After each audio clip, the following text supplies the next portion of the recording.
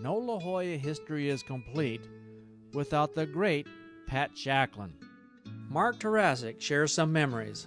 I think she called La Jolla her Camelot, and she really believed that coming from Flint, Michigan, this was a big positive change, and she really wanted to make a mark in La Jolla and leave something to the community. Pat was concerned about the loss of the historic cottages.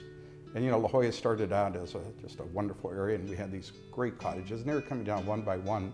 She and her husband Bob decided to create an area in La Jolla called Heritage Place La Jolla, where a couple of the cottages would be able to be moved to that location and also be a neighbor of an existing duplex that was significant. And so this became a historical site for the city of San Diego. Here's the little yellow cottage, which is really kind of great to see. It's still there. If you drive on La Jolla Boulevard, you'll see this. She was always doing something. Pat was always doing something, always calling someone, always writing. And I think some of her writing is some of the most important thing that she has left to all of us.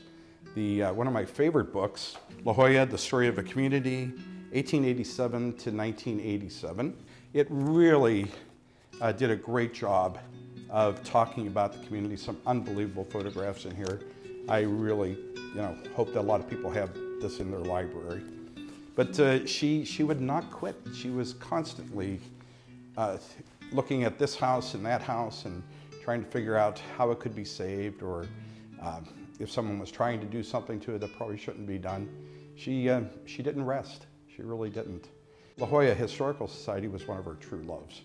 And I remember her being there, and she would always drag me in and say, Mark, what about this? What about that? Do you think this is a transitional home, or do you think it's a Victorian home? And one of the most fun things was the La Jolla parade that they have every year, where she decided she was going to do a float, and sure enough, she did a float. But naturally, her husband Bob and I got involved, and it became a pretty big float. So Pat never did anything in small ways. Tenacious, driven.